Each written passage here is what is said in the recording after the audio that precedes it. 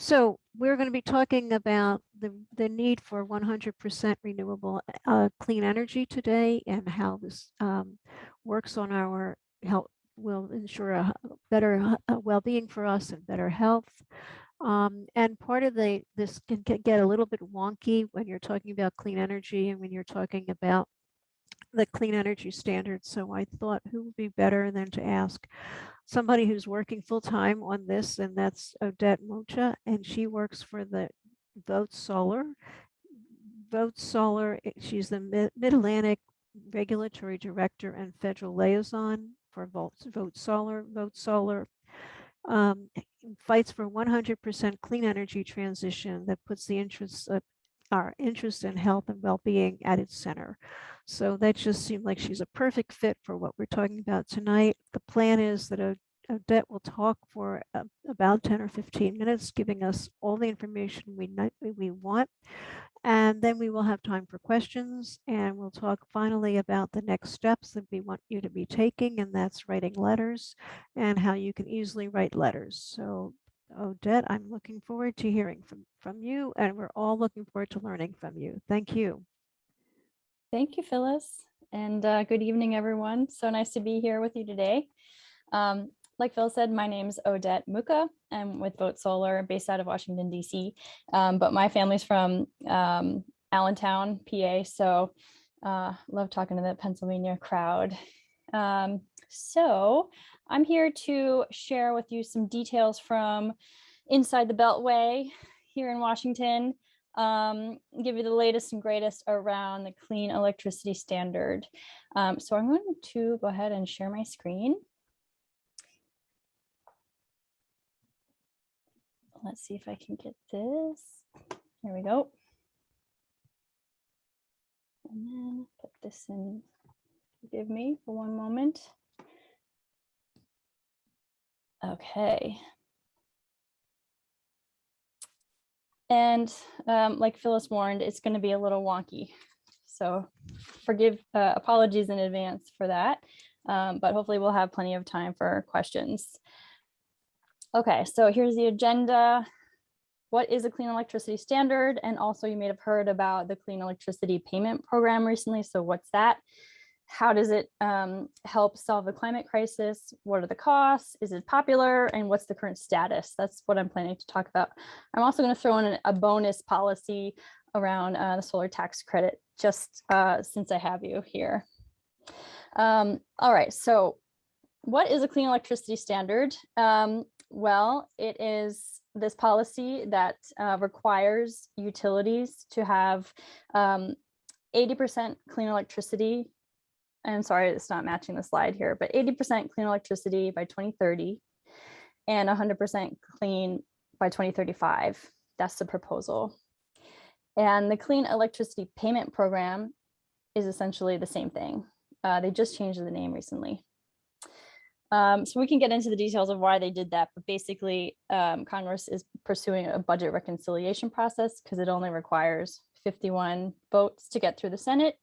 So that's why they sort of had to change the name.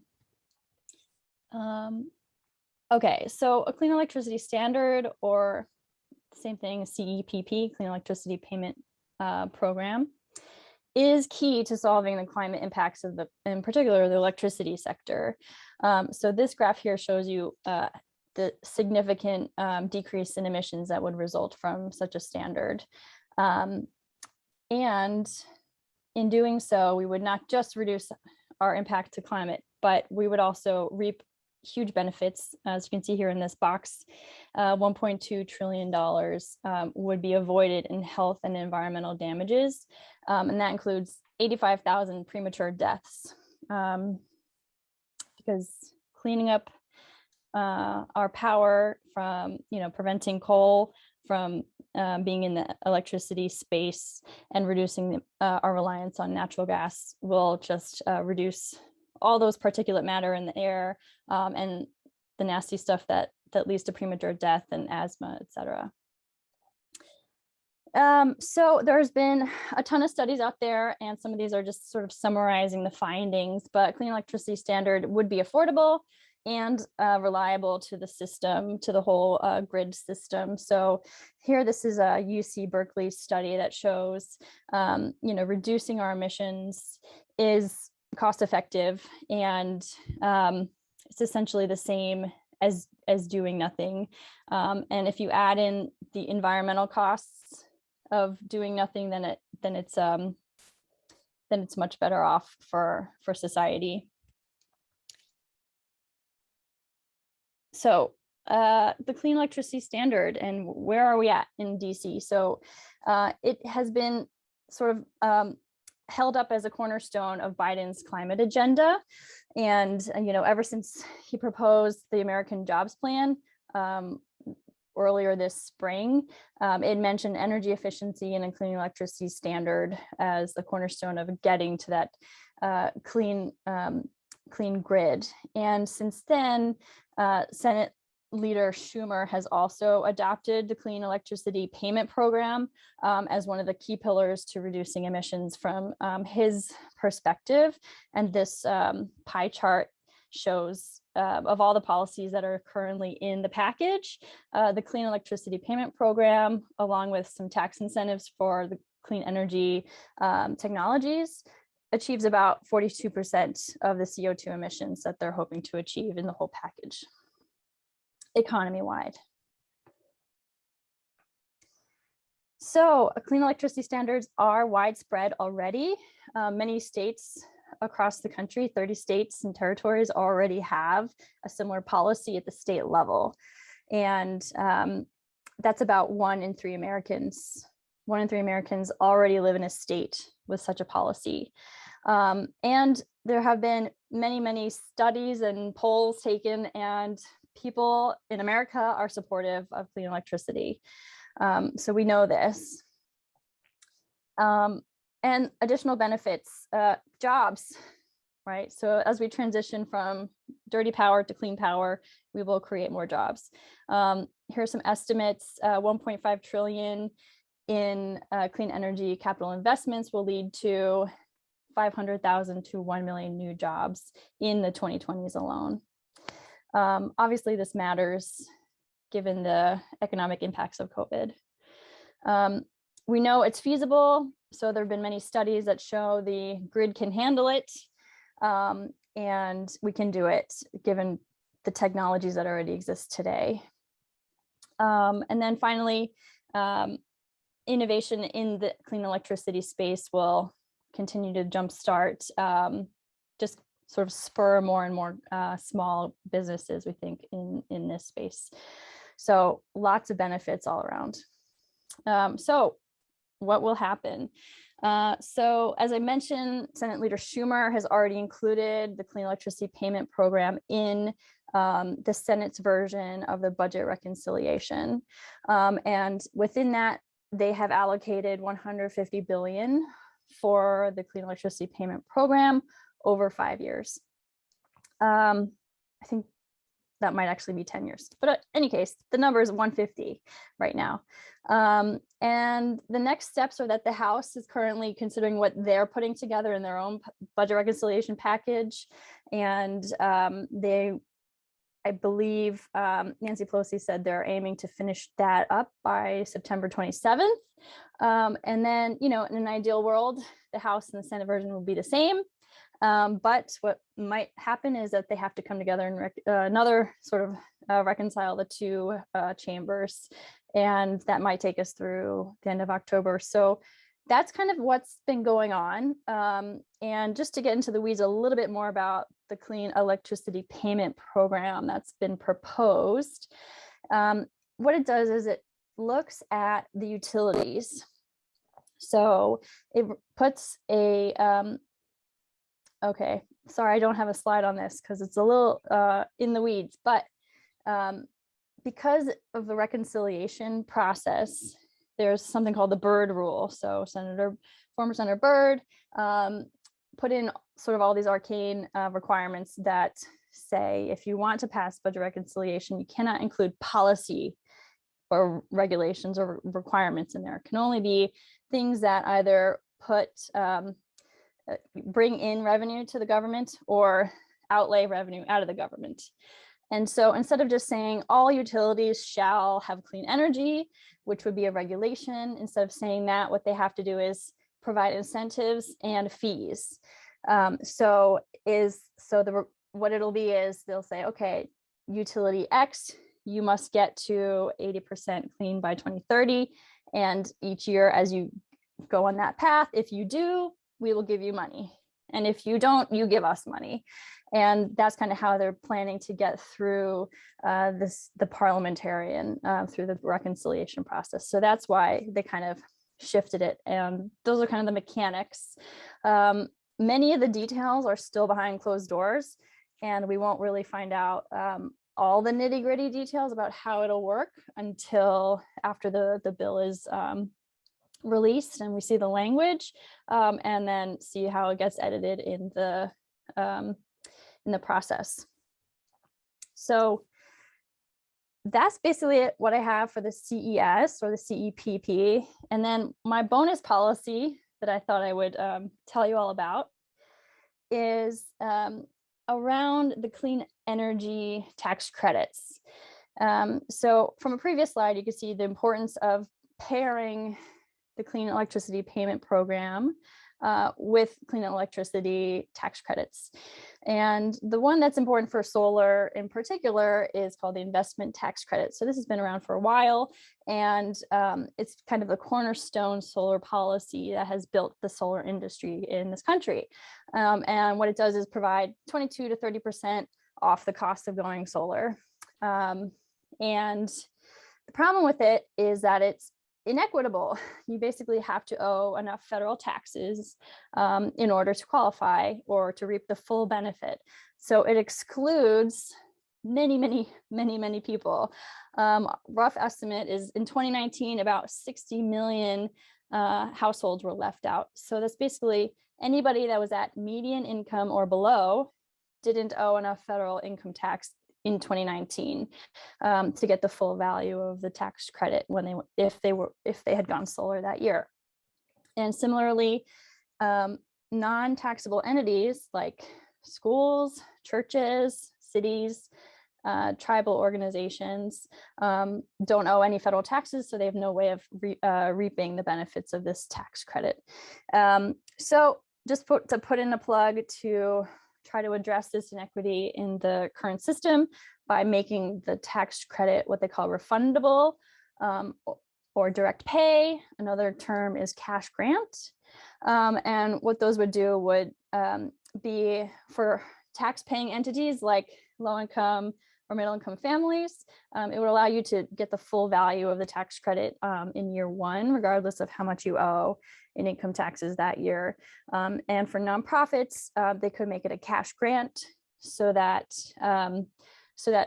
organizations like schools and churches could apply for that grant in lieu of a tax credit. So I threw out some representatives' names from Pennsylvania that are on the relevant committees, and invite you to include this in your letters if you agree. And I will leave it with that. Thank you so much.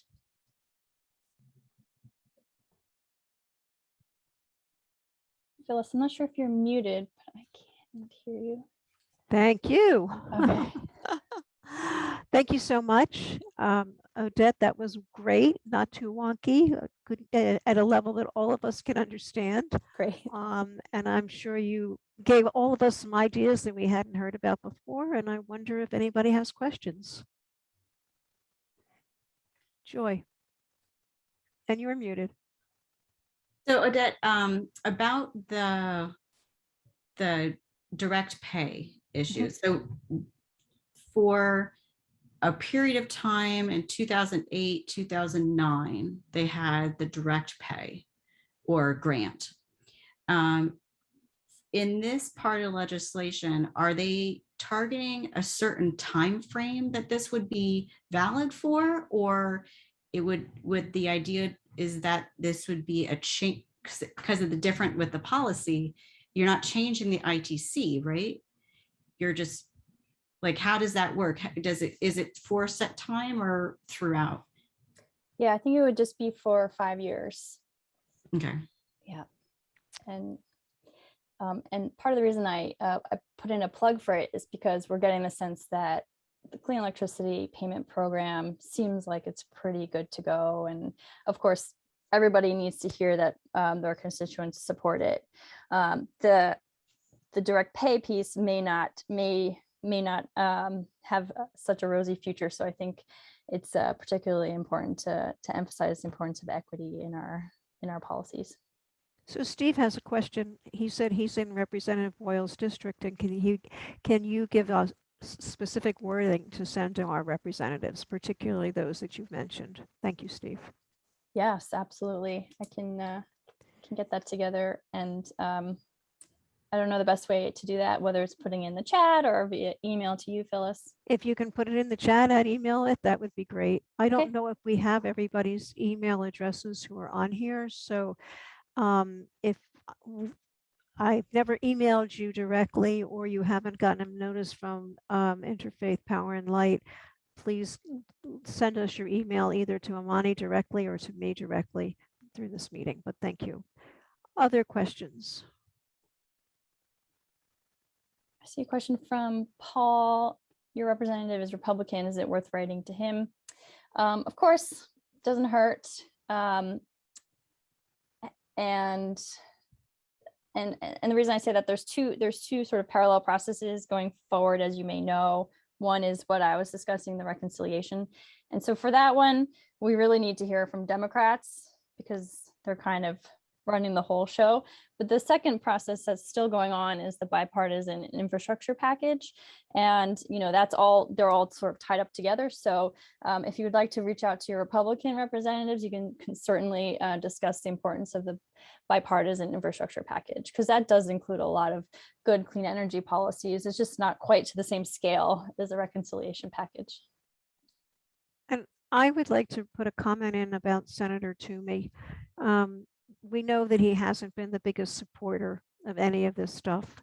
And I was just on a call recently and somebody made the comment who lives close to his district or in his actual, you know, his where he lives. He said 5 years ago, Senator Toomey was a climate change denier. Then he had recognized that climate change exists. And now he recognized that human beings have created climate change. And she thinks it's because of pressure by people like us. So we are not going to see Senator Toomey change his mind on these things. We're not going to see him voting for the things we would like him to vote for. But if he can start to be educated on the process, that would be helpful. He still has another time in the Senate, and who knows what his next career is going to be. So I think it's really important that we keep the pressure up on him. Other questions or comments? Odette, I have a question. This is Joyce. Hi, Joyce. I'm kind of new to this. So can you explain to me, first of all, is the clean energy standards, are they specifically for businesses? We're talking about what companies are using to create electricity. Are we talking about individual households? It is the utilities. So, Okay. yeah. So we're talking about the larger picture. Yeah. Okay, now what is going to replace the dirty energy that they're using now? What is the clean energy? Is it solar? Is it wind? Yep, exactly. It's solar, wind, energy efficiency. So just using less energy. Yeah. And then also energy storage. So batteries. And then the last thing I guess would be demand response is going to be really important. So it's similar to efficiency, just making when we turn on the lights the same time as when the sun is shining or when the wind is blowing, for example. In this particular policy, there has been a lot of debate about what is clean, what counts as clean energy. And groups like ours would say the only things that are clean are solar and wind and, you know, the true renewables. And then others would say other things are clean are zero carbon. And so that includes nuclear, that includes biomass, includes sort of incineration. Oh, So no, yeah, some of those, no. right, there is very controversial, and certainly environmental justice groups are opposed to the latter two, to those three groups, to those three technologies.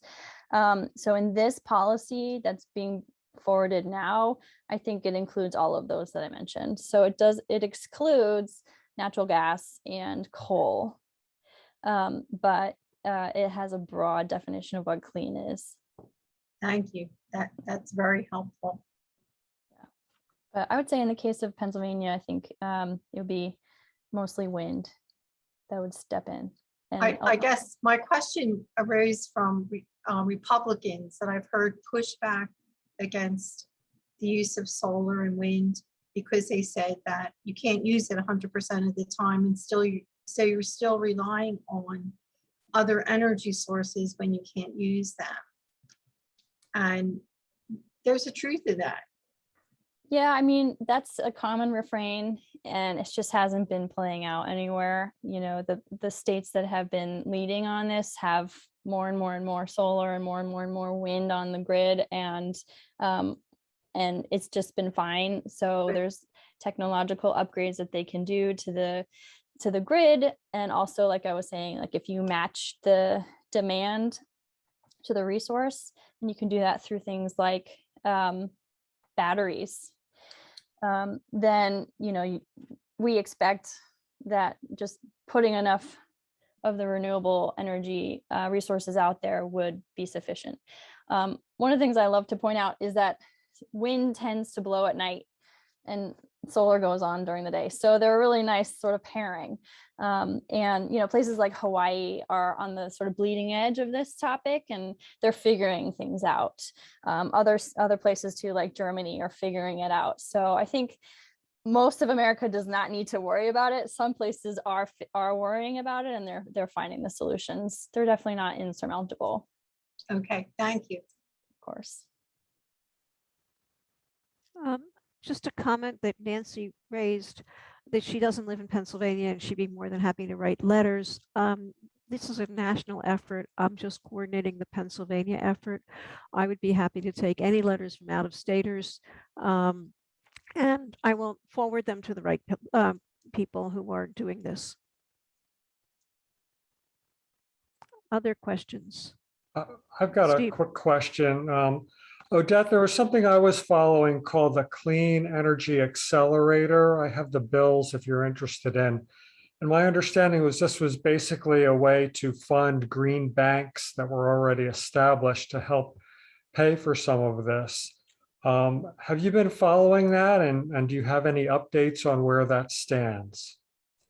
I have certainly heard of it, and we think it's great and we support it, but it hasn't been one of my key topics to follow.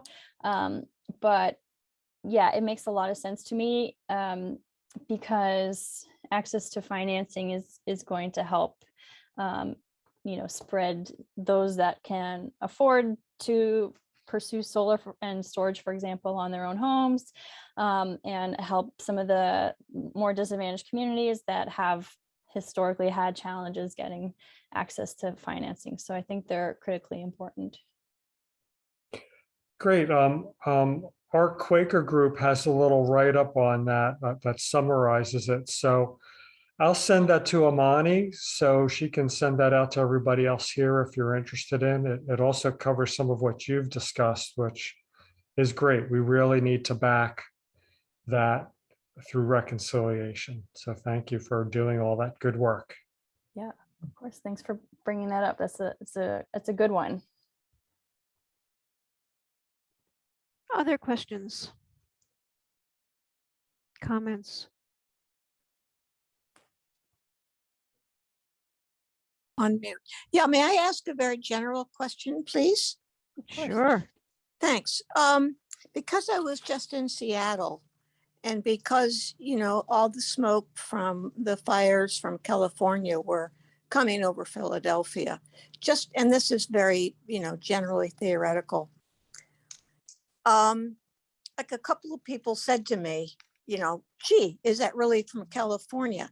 Generally speaking, is the population just getting a little bit smarter about the cost of greed and development, et cetera, et cetera, et cetera, across the board, you know, big Sierra Club thinking?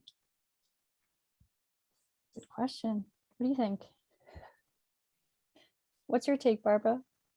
My take? Yeah. My take is that people aren't getting smart real quick. And with the economic pressures that are going on that are very real, I'm afraid that this kind of approach will stay too much in the background. And actually, one, you know, and I think it's terribly important.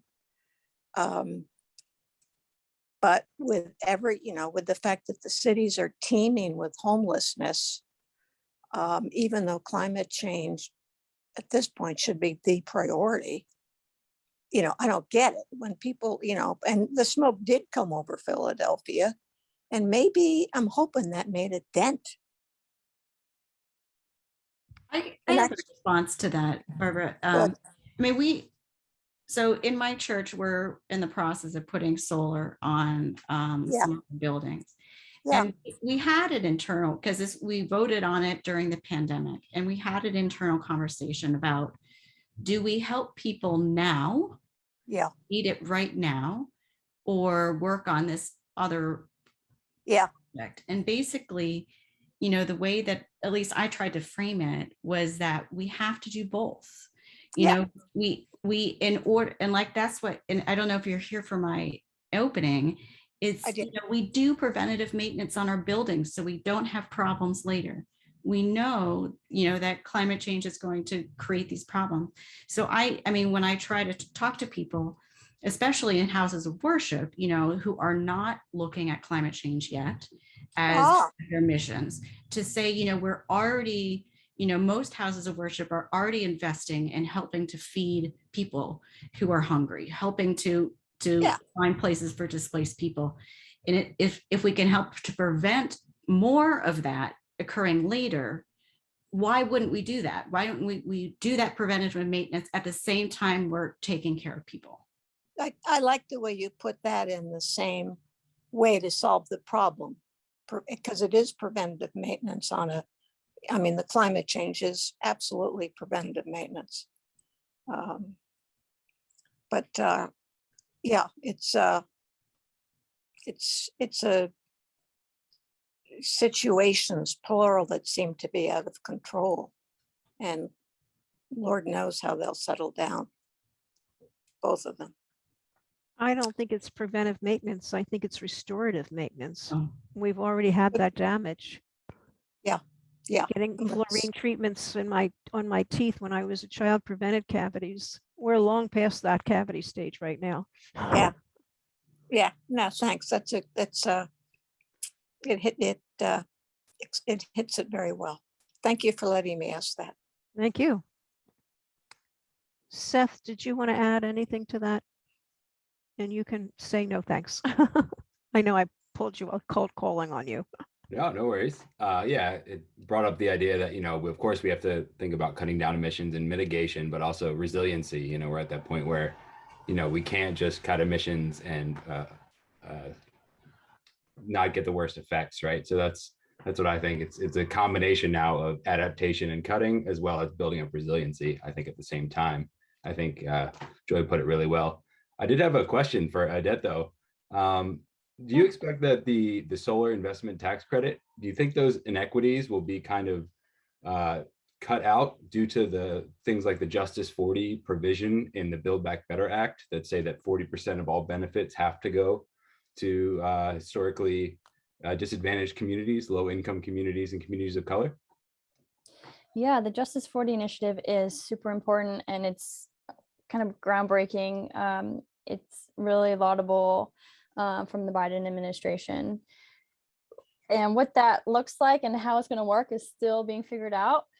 So I think once we kind of finalize our discussions on the Hill with members of Congress and determine, you know, how they're going to allocate the $3.5 trillion that they're talking about, then people will start to talk more to the administration, say, okay, now that we know where the money is going to flow, how are you going to implement it, and how are you going to, you know, stand up to that promise that you made of 40% to disadvantaged communities.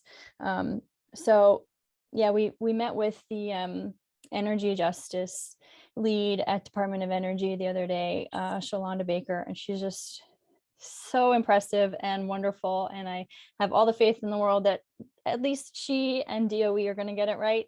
And then the challenge is going to be the rest of the government to make sure the other agencies that don't sort of live and breathe energy, but have a very important role to play when it comes to lifting up disadvantaged communities, actually step into that space. So there's definitely going to be a lot of work to make sure that they do it.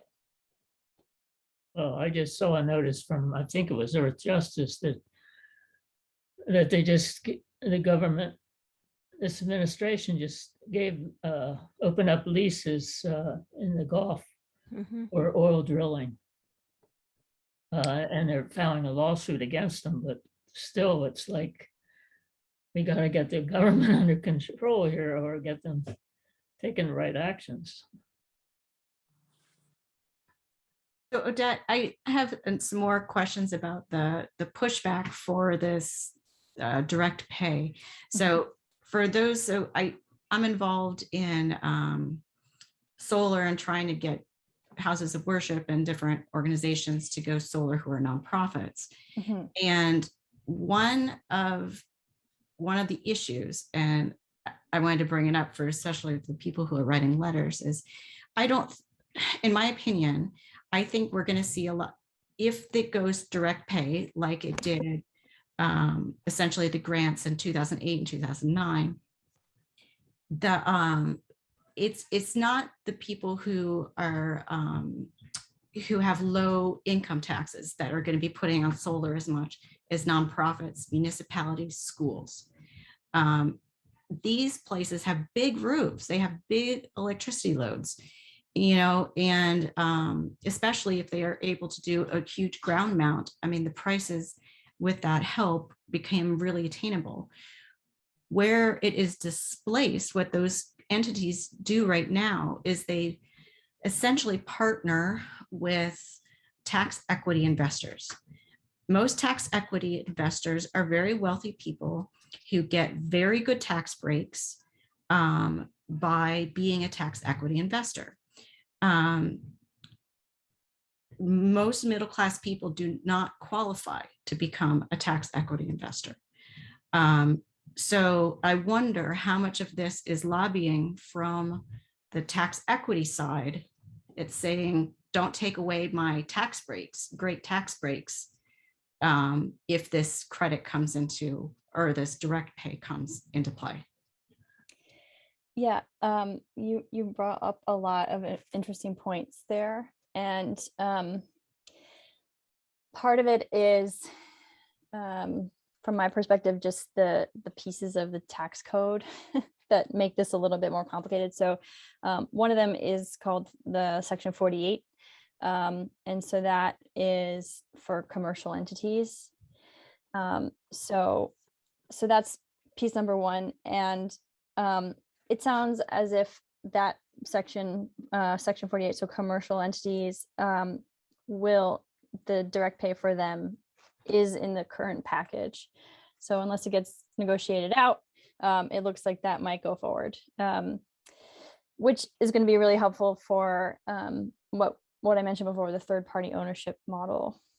And then the second section is called 25D. So that's for residential homeowners. So that's the one that's currently not in the package. And then the third section is what you're talking about, is the non-taxable entities. So houses of worship. And they would need a cash grant, like you mentioned, the 2008 grant. And I'm not sure about the status of that. I did recently just hear from the American Federation of Teachers. They're in support of a cash grant because, of course, the schools are nonprofits. So you're absolutely right that the tax equity investors are kind of a linchpin in some ways of that third party ownership model. And I think the concern is that there are just not enough tax equity investors out there. The amount of tax equity is just getting smaller because of partly because of the Trump tax breaks. And then you're right that it's an expensive transaction. So you need to have a certain amount of solar to go up in order to make it worthwhile to hire all the tax lawyers to deal with the tax equity investors. So I'm not sure how much those tax equity investors themselves are trying to dissuade people from changing the policies, because I think they'll still have plenty of projects to choose from.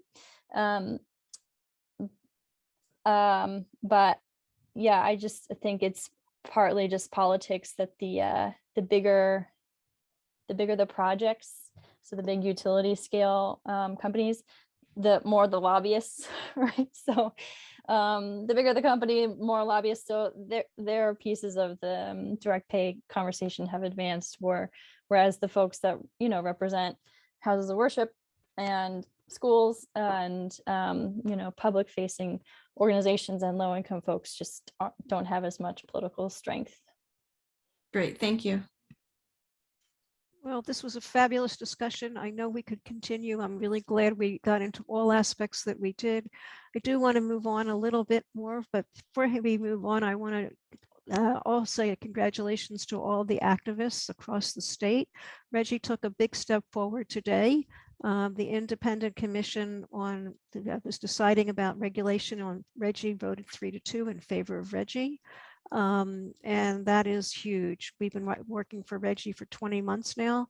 So I just want to congratulate all of you who've done anything, or all of those who are not even on the air who've done it also. So this is great.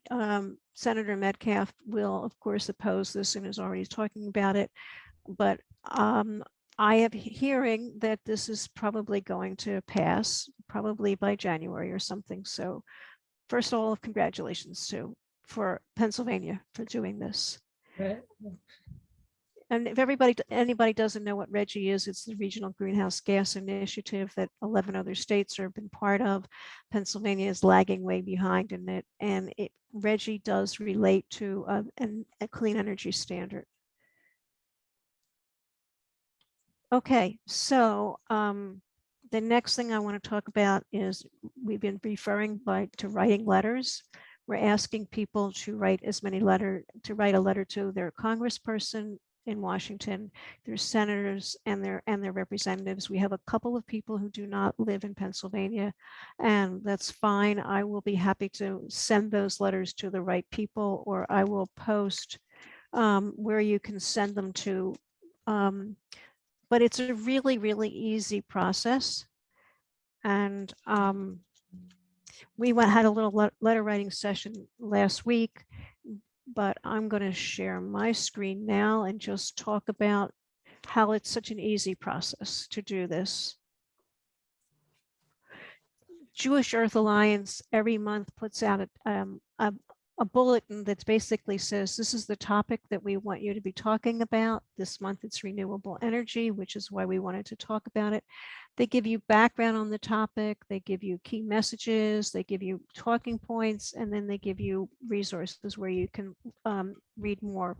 And I put this in the chat already, so you can find it in the chat. Just scroll up a little bit. And then at the bottom, they give you a sample letter in Congress. And this is so easy to modify. All you really have to do is take a couple or one of the talking points, modify it, put in your personal perspective. Even though they say as a Jew, you can put in as a Muslim, as a Christian, as a Hindu, as a whatever, even as an atheist. So what they really want is the paragraph that is your own personal story. So I have lots of friends who tell me if it weren't for these template letters and the background information, I would never do it. But the fact that Jewish Earth Alliance does this makes it really simple. So that's the process in this.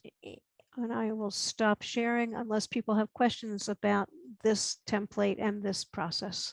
Oh, when you write your letters, send them to me, Phyllis2723 @gmail.com. That's also in the chat.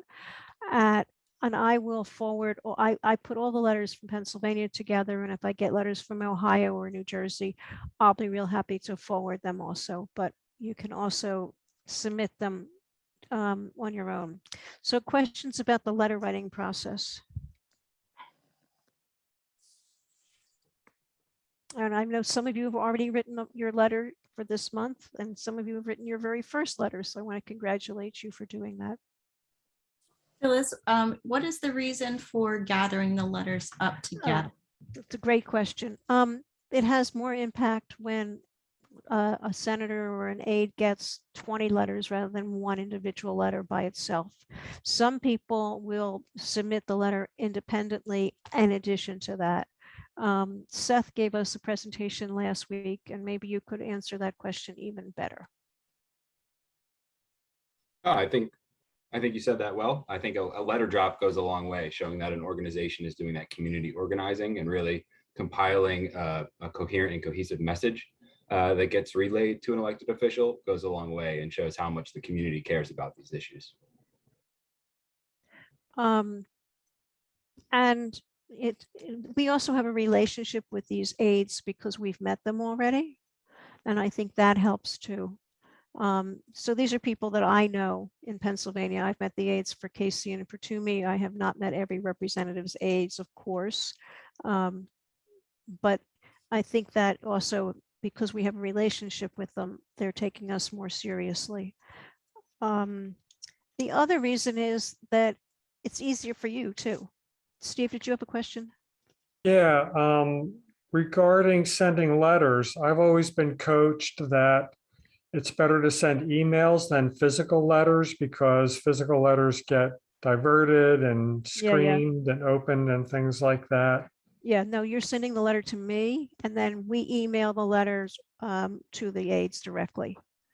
So yeah, that's a great point. You do not want to write a physical letter from the U.S. Postal Service, but you can post a comment on their website if you want.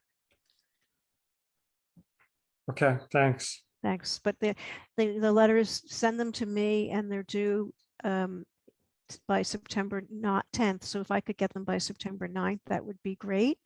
And then I will collect all of them. So I now have a file for about 10 representatives across Pennsylvania that I'm sending letters to, in addition to our 2 senators.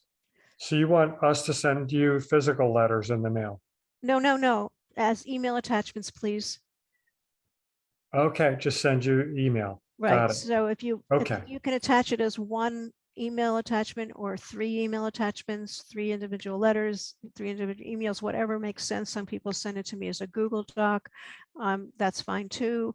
So if you just communicate with me, I will do the next steps to get it out there. Got it. All right. Thank you. So how do congregations do it?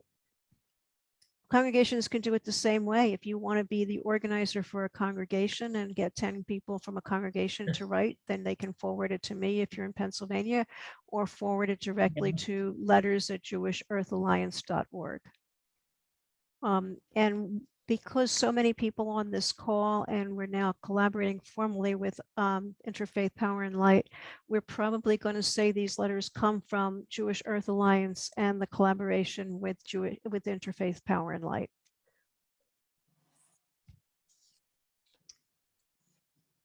Questions or comments about the letter writing? And it can be a handwritten letter, it can be a typed letter, it can be a poem, a picture, anything. Children are great. They can do whatever they can. So any other comments about that? Questions? Our next, yeah. Okay, this is Joyce.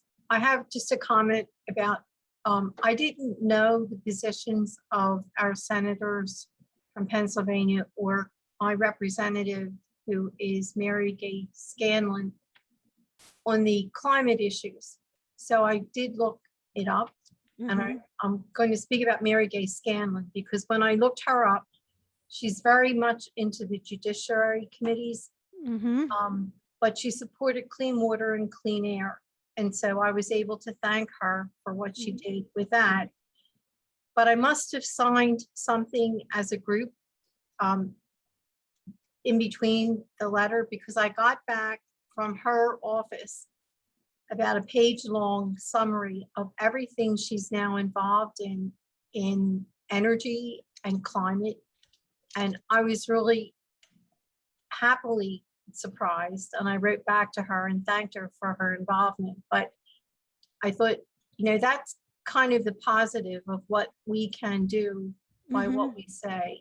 So just wanted to comment. Yeah, that getting a letter back where she's actually supporting what you're saying is really reinforcing, isn't it? Makes you feel like you're doing such a good thing. And your letter was great. Thank you. I love to read all the letters. Somebody said, well, how about if, 25 people write the same letter? It turns out that we never write the same letter. Even though you have the same template, the letters are all very, very different because everybody puts in their personal story. Everybody has a different talking point. So they are never the same. And I love reading them because some people are just so creative where they have to take a different point of view than I ever would have taken. So that's my part of the job that I really enjoy. Can I put up? Sure. Just unmute. You're muted. Barbara, you're muted. It's worth it. You just went on mute again. Let's see if I can unmute you.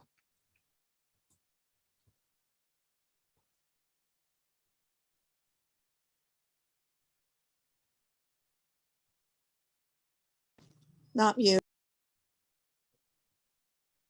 All right. Can you unmute? Is this for Barbara? Unmute. Yeah. Yeah, there you go. Now we can hear you. Thank you. I just want to put in a plug for Mary Gay because she lives down the street. She's been a neighbor for years, and she is a very good politician, and she's very, very smart, and that's based on a lot of experience. I think that she can work the system very well, and she's smart, and I think her staff is very, very good. She might be up for re-election again. I don't know, but the nice lady that said good things about her, absolutely, totally. She's not going to lie. So thanks for letting me say that. I will now be quiet. No, fine. And Joy made the point that she didn't know the positions of her representative and the senators, and she looked them up. And it's easy to look them up on their website, and they do have their positions on their website. So that would be a great place to do that. And once you start writing to them, they will write you back letters and give you details about how they feel. So we're building a relationship. We know that their aides write these letters, but we're building a relationship with these people. And after a number of months, you really feel like I can write directly to what you said to me, and it can be a really nice thing. So our next meeting, we're going to move up. Instead of it being the first Wednesday of the month, we're going to move it to earlier, to September 19th. That's a Sunday. The reason we're moving it up is because there's so much going on at the end of September that we would love to get our letters in as early as possible. And I also want to give you more time to write your letters rather than now it's 9 days or so. But I would like to know from you 2 questions. What time of the day would you prefer? Like, would you prefer late afternoon, early evening, 7:30? Just, you can give me a chat about that. And even more important, what topic would you like to hear about? If there's a particular energy topic that you're interested in, I will seek out a good speaker. And we have such a wealth of wonderful speakers that are working on these issues. And everybody that I've asked to participate has participated because they also are so dedicated to this and that they really want to do something. They want to help out, and they want to help citizens like us to do and be more informed.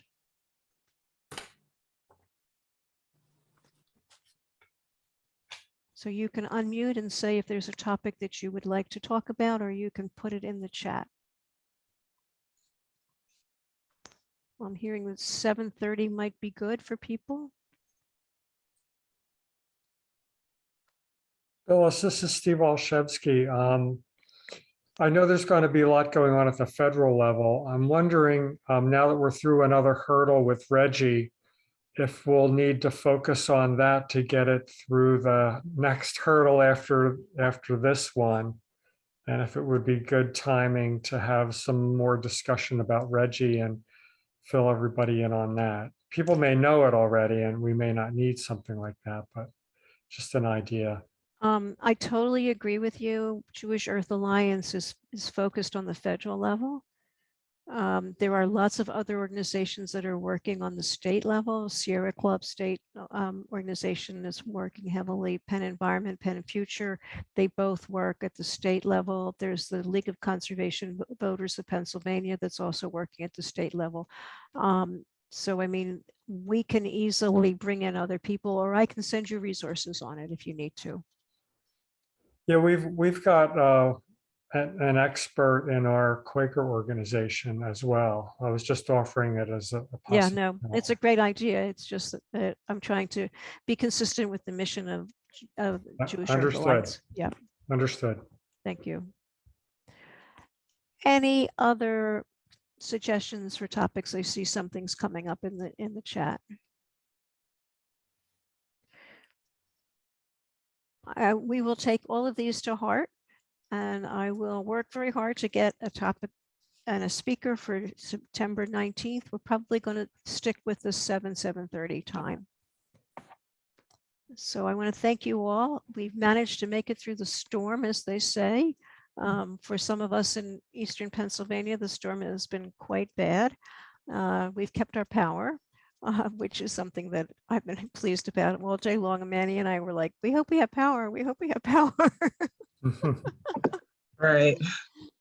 So thank you so much. Take a victory lap about REGI today, and I'd be happy to answer questions about letter writing, as well as I'm sure Odette would be very happy to answer other questions about the clean energy standard. And Joy is always willing to engage in dialogue. That's how we got started. That's how we met, actually. So have a good evening and thank you. See you soon.